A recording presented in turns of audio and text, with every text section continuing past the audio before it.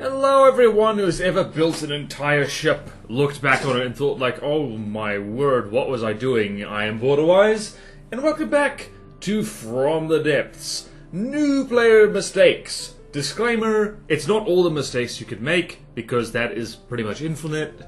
But a reminder, as per my notes here, we all make mistakes, it's okay, the trick is to learn from them, so don't feel called out. I don't think anyone did in the last episode, but like, just, you know, don't feel bad. We all make them.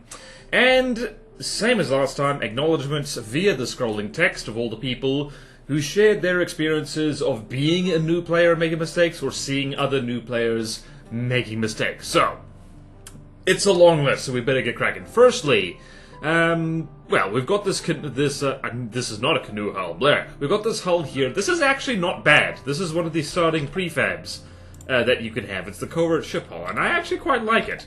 However, probably the first mistake, this is on hull building mistakes, by the way. Ye gods, there's so many ways you can cock up a hull in From the Depths.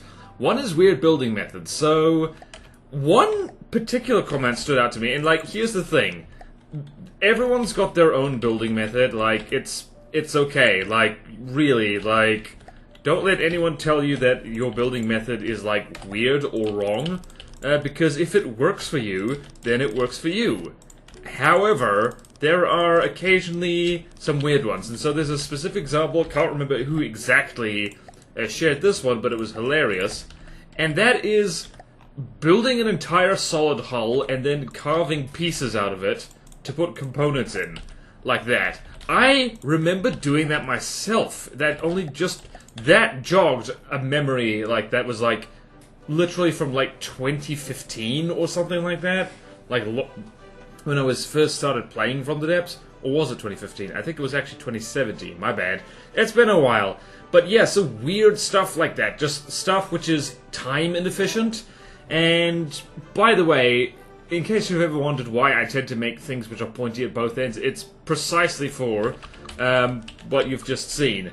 You make the front, then you prefab the back, and then you have a complete hull there. That's the main reason why I do it. But goodness knows, it's always worth experimenting with your building style and your building process to make sure that you're building in a way that is actually kind of time efficient, because this game is time-consuming enough as it is. If you're doing it in a kind of weird order, like, do yourself a favor, save yourself some time. Like, it's things like prefabs. For the love of everything, use prefabs if nothing else. That'll really save you some time. What will not save you some time is forgetting about mirror mode. So, if anyone who doesn't know, mirror mode, you hit N by default, and you can turn mirror mode, you can essentially lock mirror mode directly onto the center line of your crop by hitting Alt-N. Before I knew to do that, or before that was added, I don't remember which happened first, it is very easy to be down in the guts of your ship, and you just put the mirror line just one block off center, and then you're happily placing blocks, and like you're being, I don't know, doing all kinds of things, making internal citadels, and then you're suddenly like, hang on a minute, I've been building for the last half hour or so, but mirror mode has been one block to the left. No!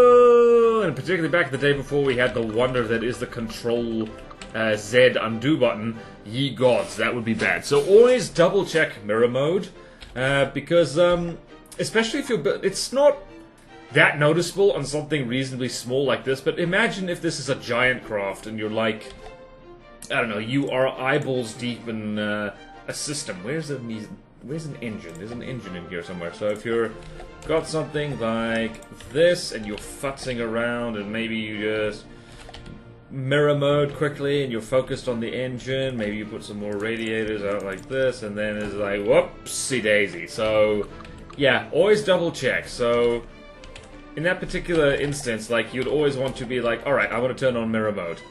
Alt-N really saves your bacon, or just really, like, double check. That will save you a lot of grief. And by the way, even experienced players do this. I still do this occasionally, but usually these days I catch it soon enough that it's not, you know, like, hair-pullingly frustrating. What is also hair-pullingly frustrating, and this is a problem that I still have because of how I build ships, is forgetting which end of your ship is the front and which is the back. Especially if you're like me and you make your ships like quite, I guess, longitudinally symmetrical. Not sure if that's the right term, but basically if the front looks the same as the back, you can be like, alright, so I'm just gonna, yeah, I'm ready to put some propellers down, and then later on you hit forward on the thing and it goes like in the completely wrong direction. In this case it wouldn't be a problem. Like, it's actually, especially if you put like a rudder or something down here, something like this, it'd be like, yay, I'm so smart, I built my ship right. And then you get all the way over here, and maybe you're distracted, you're not looking at the chair or the controller, and then you get, well, you don't even get it at this point. Well, you actually, no, you get that warning there. Are you building your vehicle backwards? Most propulsion is facing backwards. And the controller is facing backwards. You're like, wait, what? And if you're really unlucky, you've built an entire ship backwards. Thankfully, if I save this like so... Please don't lag at me from the depths, I'd hate that. So, if you do that, there is a function to rotate this 90 degrees in the vehicle menu like so. So if I load this in again, it should be in the correct direction. And it is in fact in the correct direction. You just got to bear in mind, if you've got automatic control off, which you should do by the way, it's going to be backwards with everything, so you're going to have to manually fix everything again. So there is that. Just try and make sure, follow the arrow.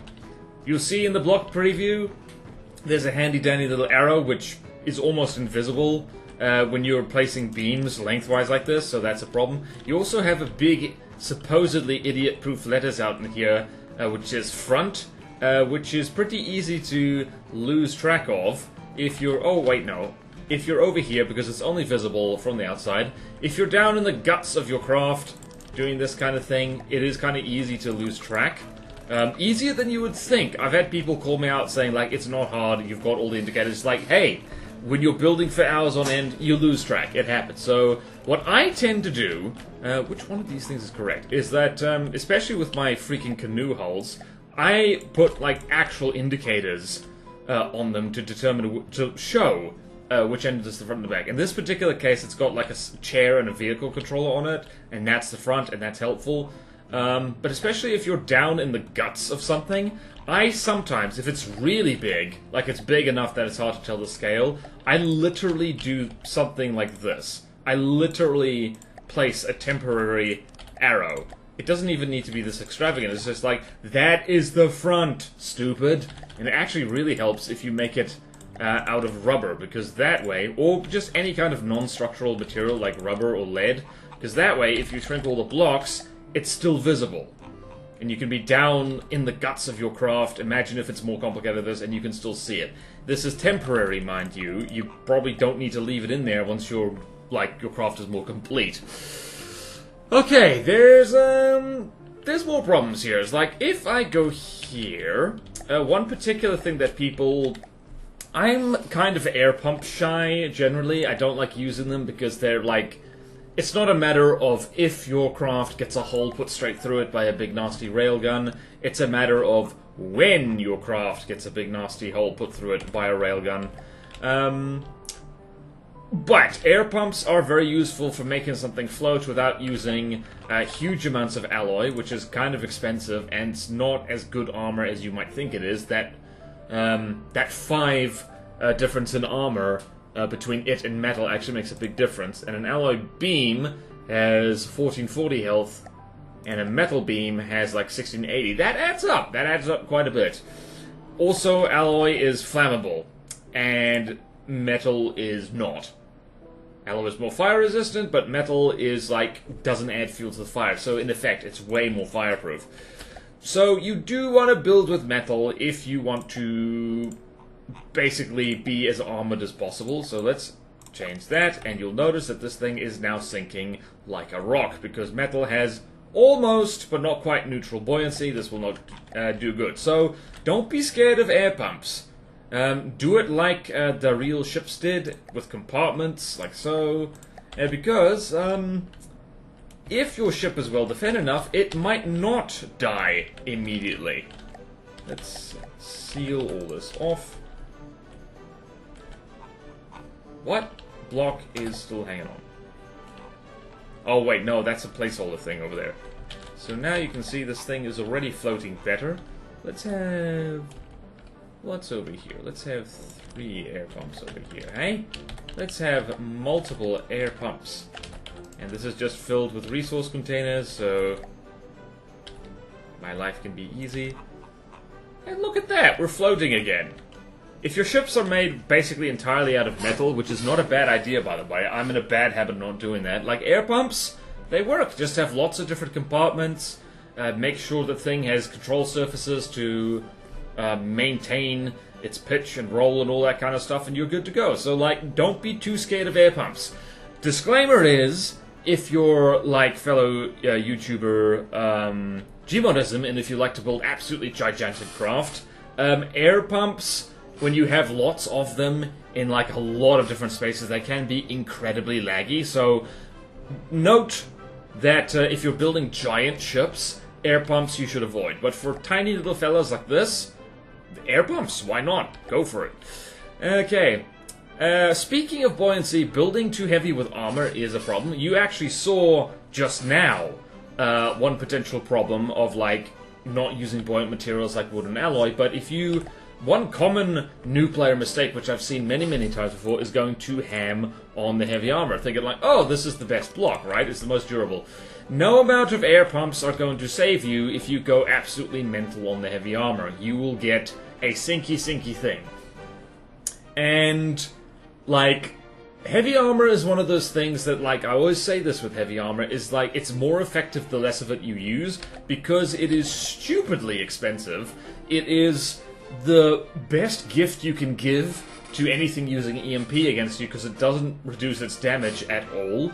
And it is, weirdly enough, it is so expensive that you actually don't want it being shot at. It's so expensive that, like, if blocks of heavy armor get destroyed, that's actually really expensive. So weirdly enough, it's best as Citadel armor, or if you really want to make an indestructible thrustercraft or airship, like, that'll do it. Or a tank. Like, if the thing doesn't need to float or fly, and if it's just running around on land, you might as well make it out of heavy armor. Ye gods, I don't know how to build tanks anymore. I did know, and then I forgot. I don't know what happened. Anyway, moving on from that, that's just one of many poor armor choices you can do. And there's too many ways you can stuff up armor to possibly list in one video, but there are a few special mentions worth mentioning. One thing is not using 4-meter beams. That is something that new players tend to do because they just try and use blocks which fit, or they just go ham on single blocks. So the main reason you want to use beams is A, it is a reduction in CPU resources. The fewer blocks your craft is made out of, that's less blocks for the Unity engine to process, improves performance. But also, and this is almost this is done on purpose to encourage people to use bigger blocks, is that beams get a health bonus. So you'll see here that this heavy armor block is about 1,250 health. Heavy armor beams don't have 4 times that, which would be about 4,250 times 4 would be about 5,000 health. It has about 6,000, so it is way more effective to have multiple layers of beams than it is of single blocks. So you basically need these smaller blocks here just when nothing else will fit. They are to, like, seal the holes, so to speak. And you'll see here that this prefab is mostly made out of 4-meter beams, which is jolly good. Means you don't have to go absolutely mental with changing beams all the time. I'm going to switch this back to alloy because, by gum, I want this thing to float. Actually, you know what I'm going to do? I'm going to switch this to wood for giggles. Hehehe, look at my covert wood ship. Alright, I'm sick and tired of that placeholder thing, so reactivate connection jacks. There we go. And reactivate connection jacks. We've got 2 cloned flat canoes right there. Okay, not taking advantage of slopes is a big one. So you'll notice that this thing has lots of slopes on the front. That is for hydrodynamic efficiency.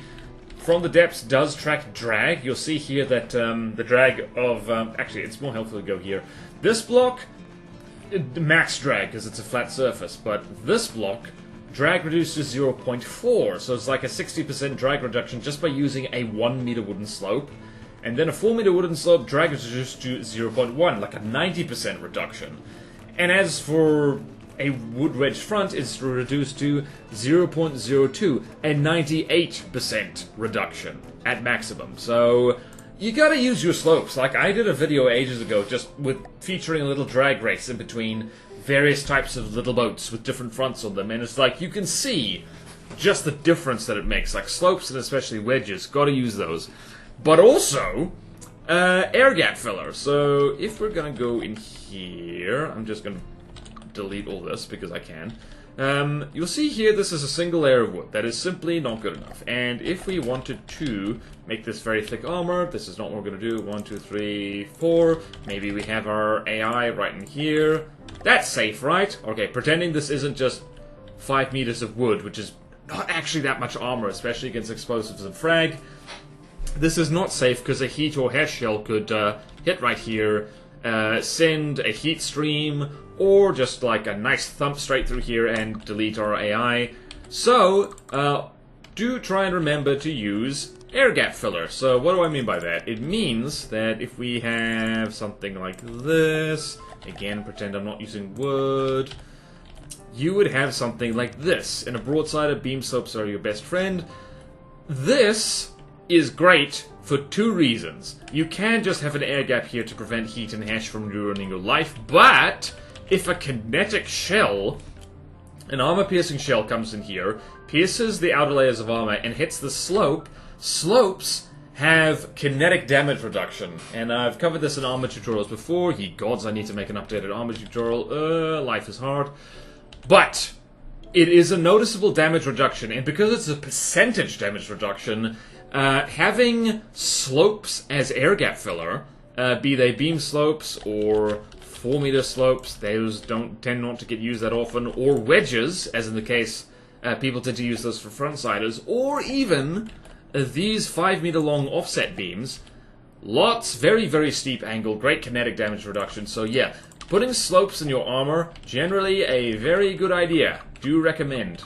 And not using that is like, probably makes a big difference between your craft, like, being able to withstand big scary kinetic shells and dying instantly to them, so worth doing. Speaking of what I've just been doing with layering wood, misuse of material, not using material for the intended purpose, because the funny thing about all these structural materials, they all kind of have specific jobs. They have a thing they are good at, and if you use them for anything outside that purpose, you are probably not going to have a good time at some point. Bearing in mind that From the Depths is a very complicated game, it is a game that rewards creativity and experimentation, and you can make damn near anything work if you try hard enough for long enough. So, for instance, wood is very cheap, it's floaty, it's possibly the cheapest hit points to cost of like any structural block of the game. In fact, it is that. However, its armor is bad, and it will get ripped to pieces by frag shells, or thump damage, or HE. Basically, anything can damage wood. Like, even like the herpy derp simple weapons will basically tear wood to pieces. So, wood is not something you stick on a larger craft which you anticipate getting shot at a lot. Your repair bills will be expensive, even though wood is very cheap. Likewise, if you try and use alloy just as your main armor belt, so to speak, this costs just as much as metal, but is noticeably more squishy and also flammable. So, main armor out of alloy, not a good idea, speaking as someone who has done exactly that, just because I got fed up of my stuff not floating and being scared of air pumps. Like, I know 6,000 hours in, I'm still scared of air pumps. So yeah, alloy is, again, one of those things that it's easy to misuse. You gotta put this where it doesn't get shot at, preferably. Metal, it's hard to misuse metal. Metal is just generally kind of good, but heavy armor, pretty easy to misuse. Well, I don't really see people misusing these things that much. Glass, cameras can see through it. Rubber, terrain proofing, EMP proofing. Lead, literally just for ballast. Reinforced decking, I've misused this before. This is not good armor. This is basically what happens if you slap wood and metal together and it's like just kind of worse than both. It's like trying to do both at once, and it doesn't do either of those things particularly well. Yeah, so it just ain't worth it. Use wood and metal, or wood or metal, rather than using reinforced wood. So, like, yeah, it's like every material has a job. Find out what that job is, use it for its job. Okay, having armor that's too thick or too thin is also a bit of a problem. Like, 1 meter of armor, unless you are making an absolute glass cannon in which the whole point is that it never gets hit by the things it fights, 1 meter of armor simply will not do. You want at least 2, because armor stacking is a thing. So, you'll see that this tooltip here says structurally sound, adds armor to other structural blocks. That is because it does. So, what do we want to do here? Let's do this, and one side is armored, and the other one isn't, and I have my handy dandy, where is it? It's my block health thing. Alright, let's leaning that way, so you see here, the block, the AC of this is great. Can you... Okay, so you see the AC is 8. That is to be expected. This is on the side that does not have stacked armor, but over here, it has AC of 9.6, because this is the side which does have a double layer of armor. The second layer is giving armor to the first layer, so it is pretty much always worth it to try at very least have 2 meters of armor. It is just like, it makes a difference. Like, the difference between 8 and 9.6 armor does actually make a slight difference against, like, small HE or frag shells, so, like, you're effectively making your wood that much better, and especially if you have more durable materials behind this, it's great. So, the AC here is 16, so that's a noticeable reduction in damage from stuff that isn't, like, specifically armor-piercing. So, always worth stacking your armor. And thick layers of the stuff actually still works, because if the outside layer gets blown off, the layer just behind it is still supported, so it's worth doing. But you could also make your armor too thick, and that is a problem. You'll notice that when you go here, there is performance figures here. Armor cost is 100%, because this thing has no weapons on it. Generally speaking, if you're making a fighting craft, a significant part of its cost should be in weapons, propulsion, and active defenses, because armor is your last line of defense, really. It's not your first, because it's actually more resource efficient to have things like missile interceptors that shoot missiles down rather than trying to tank them, energy shields which prevent or reduce the damage of incoming shells, lambs to shoot down incoming whatever the hell, or smoke to reduce the armor piercing of lasers. All those things are more material efficient than just having giant thick slabs of armor, which can get bypassed really easily, especially by well put together weapons like piercing lasers or railguns or big cram cannons like that. So yeah, like overdoing the armor, too thick, too much of the cost of the craft being in armor, not great, not a good idea. Okay, I've already mentioned, like, overusing heavy armor, or, and this is an important thing, not doing a proper wrap. So what do I mean by that? So let's go hop on my little raft here. So, here we have a ammo box. Ammo boxes are one of those things that explode. You don't want them to explode. You run out of ammo, and you get holes blown through your ship, and that's no good. So, we want to protect this. You know what's good for protecting stuff like this? Heavy armor. So, we're gonna wrap it like that. Actually, we can do something like this. Maybe some 3-meter beams, like so. There we go, we've got a nice, secure ammo compartment. Or do we? Do we really? Let's see, how big should this explosion be? Should be like this. Actually, let's hold on. That's a bit much. Nah, that's fine. So, if an explosion hits right now, what do you think happens?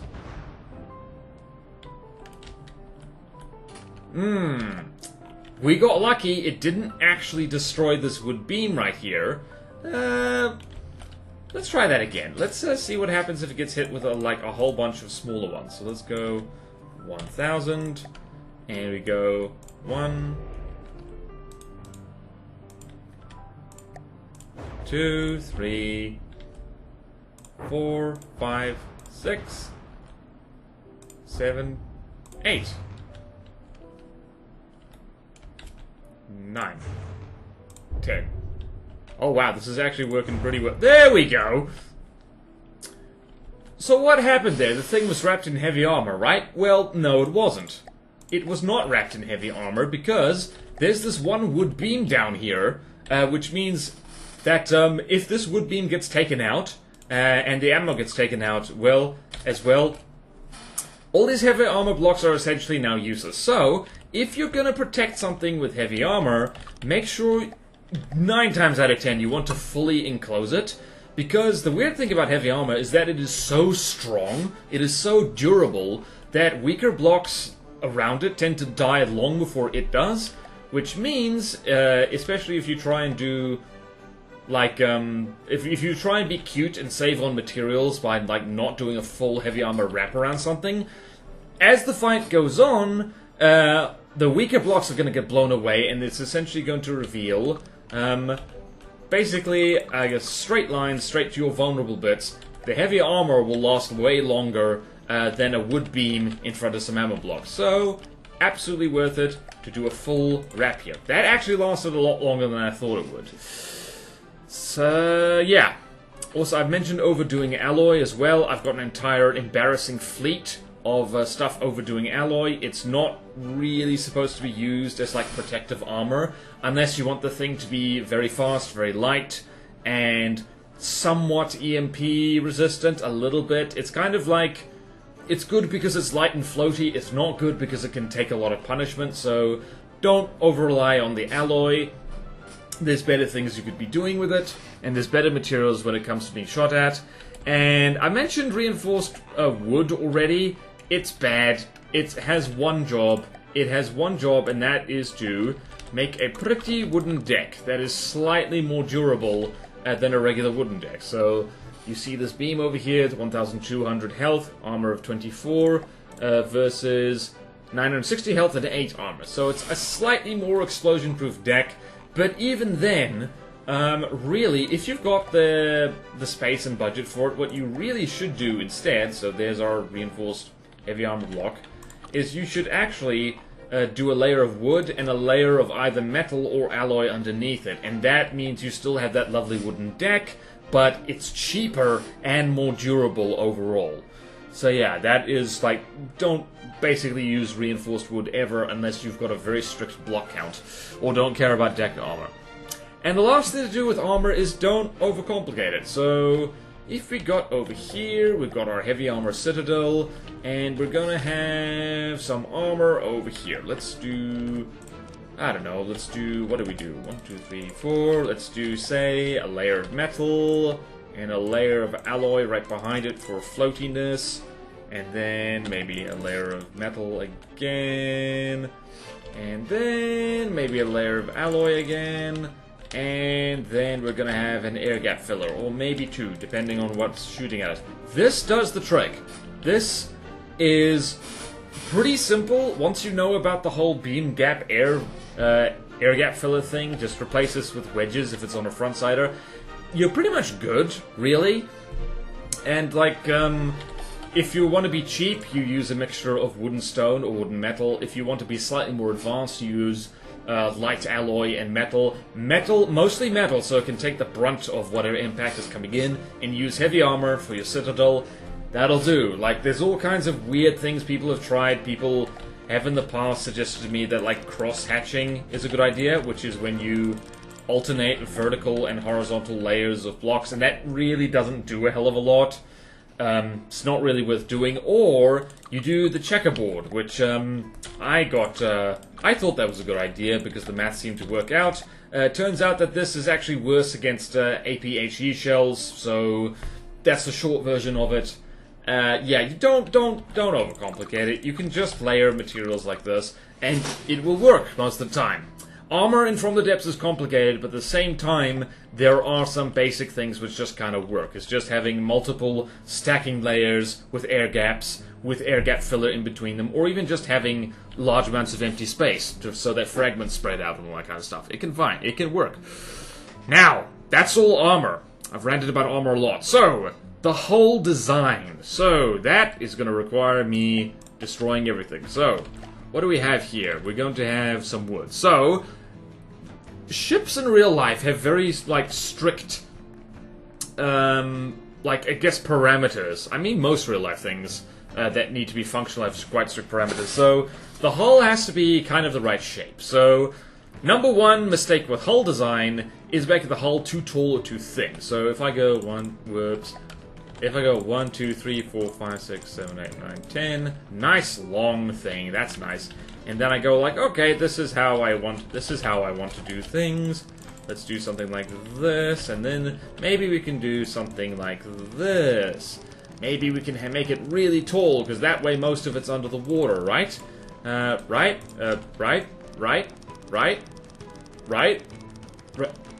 Why have we rolled over? Why have we rolled over? The reason we've rolled over is because the damn thing is too skinny and effectively too tall. Too tall and too skinny is almost the same thing for a ship. We need to either make this wider or make it shorter. So in this particular case, I'm going to trim all this off, and you can see, let's see, are we already rolling back? We are rolling back. So basically, one rule of thumb I always say is that you always pretty much want to make your ship, or at least the main part of your hull, wider than it is tall, just because that, like, makes it pretty idiot-proof in terms of keeping the thing stable. The thing's still rolling around, but it hasn't rolled over completely yet. The other problem we have is making the thing too long. So I'm going to quickly slap down a control thingy right here. Where shall we put the control thingy? Let's put the control thingy right here. We're gonna have Rambot. Gonna have Rambot. Gonna have Rambot. Oh, we're going to have Rambot. And we're going to have here, we're going to have, what are we going to have? We're going to have a nice little RTG package, because I have a prefab for that. I'm smart. Where did I put it? Here, I think. 405 RTG package. Oh my goodness. Here it is. Right. We've got some power. We have power. And we're going to go over here and we're going to... What are we going to do? I'm going to use propeller hubs because those are good. I'm going to turn off automatic propulsion. Wow, I'm already kind of getting ahead of myself there. Let's just prefab this. Like so. Dunk. And put it over there. And replace this so it's all set correctly. And we should be able to turn. Hopefully we don't roll over. We turned beautifully. Look at that. Whee! Now, if your craft is too long, it does not turn like that. It does not turn like that at all. I'm going to do this. I'm going to prefab this and make this really stupidly long. I will do this first. I will do this first. I will do this first. I will do this first because it is important that I do that thing first. Okay. And here, I'm going to scroll down. We can do that. How do we do? Oh, I know. 1, 2, 3, 4. And back away. That's very long. Very long. Very long. Next there is a 2, 3, 4. Where's my prefab? Where's my lovely prefab? I want it. I want it new. Just replace that so it's good. And over here. Over here. Right, now. How long are we now? We're now 168 meters long. Do we still turn well? It's okay. Not as good. We're probably going to need a little bit more turning before we can really do any sweet maneuvers with this thing. So, it's not that you shouldn't ever make very long ships, or any long thing really, but just make sure that the longer your craft is, the more power and space you're going to need to dedicate to helping the damn thing turn well. In fact, if I was going to make a hull this long, I would probably make it fly, because water drag is a real bummer when it comes to hulls like this. There's so much drag pushing on the side of this, it is really, really making it hard to steer. Okay, and the final thing with the hull is making it too small or too big. Now, this is subjective, it depends on what you're doing, but in this particular case, if I was going to make something that is 168 meters long, a 3-meter compartment is probably not enough for whatever I want to do in here. Remember, From the Depths is a cube-based game. This is essentially psychotic Minecraft in ships. So, one rule of thumb that I like to stick with is that the closer you get to a cube, that makes it more efficient, just because most blocks in this game are like kind of cubes. That's how the Tetris works out. In practice, you cannot make things which are just cubes because of, like, you need hydrodynamics and all that stuff. And, but something like this is kind of inefficient. So, what do we want here? We want 7, maybe we do something more like, I don't know, maybe 30 meters wide and, well, maybe 20 meters wide and like 60, 70 meters in length. That gives us way more width for the internal compartments here. So, yeah. So this is actually too small and too big at the same time. Wow, I'm an accidental stupid genius. Because it's too long for what it is, but it also doesn't have really enough space in there. Speaking as a lifelong canoe maker, that is a problem I've run into many times. Make sure you don't run into those same problems if you can help it. Speaking of propulsion, since we have some. Forgetting a center of mass or drag, and ships do flips when you do this. So here we have this thing, right? It float, it good. And now we want to be like, okay, we want to go fast. How about we do this? How about we have one of these? I'm like, this is an air propeller, but it's okay. So now, like, alright, go forth, my child. We're not going very fast. What happens if we add more juice to this? Bearing in mind this is all running off an RTG, which means it's probably never going to go particularly. Whee! So this is why you have to bear in mind where your center of mass and your center of drag is, because if you do not, you might end up in space. You don't want to be that one guy who accidentally sends their ship to space. That's embarrassing.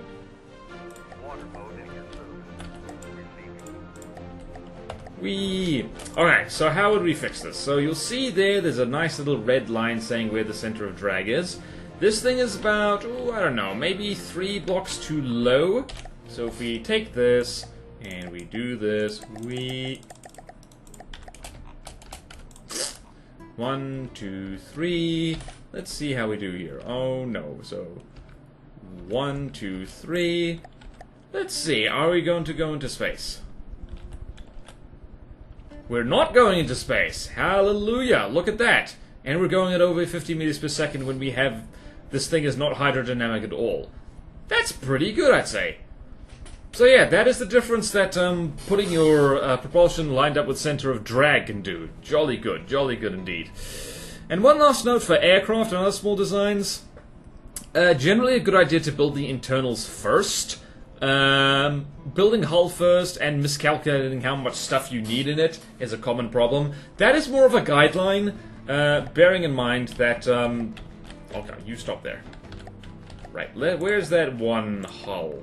So you can, and I have done, in the past, built the outside shell of a small craft before. Problem is, there's not a hell of a lot of room in here, and if you want your craft to do a specific job, you're gonna have a hard time trying to squeeze everything into a tiny hull, and you might very well need to expand the hull anyway. So, generally speaking, I have a video on how to build small, and generally speaking, you want to build the internals first, because that just makes your life so much easier. You get all the systems you need, and you just wrap a thin shell around it so it doesn't get annihilated by flak immediately. So yeah, that's basically all the hull building mistakes that immediately come to mind. There's a lot of them. Like I said, there's infinite possible mistakes, potentially, that you could make with building hulls. I just want to... You know what I want to do? I want to go on a tour with my horrible blunt canoe here. My horrible blunt canoe. Maneuver. Ship or tank. Go forth, my horrible child. My horrible blunt child.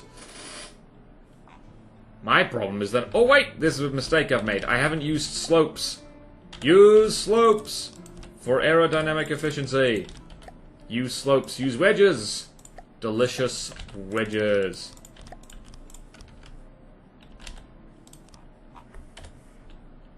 Yay, look how hydrodynamic we are now. We are cooking good looking. We also don't have enough power. But that is a subject for the next tutorial. We were talking about systems mistakes. I already touched on a few of them in this episode. But stay tuned for that. And I hope this video was helpful, and if it wasn't helpful, I hope it was amusing at the very least. I hope it brightened up your day. And thank you all so much for watching. Please like, comment, and subscribe if you want to see more videos like this. Support me on Patreon or YouTube membership if you like. It really helps, and there's fun perks in it for you. Like, at the lowest tier, access to a Patreon-only exclusive Discord where you can hang out with me and other cool people. We can talk about boats, which are good, and boats which are bad. And at the highest tier, I will even build craft or do art for you on request. And yeah, check out my other channels. I have a bunch of them now. There's a separate video games channel. There's a stream channel where I put my From the Depths streams these days. There's also an art VOD channel. Speaking of which, the VODs come from Twitch streams. Go hang out with me on Twitch. It's a great time. I'd love to see you there. We all would. Chat would love to see you. Have a good one. Merry building, merry mistake dodging, or not, as the case might be. Again, no shame. And I'll see you next time in From the Depths. Farewell.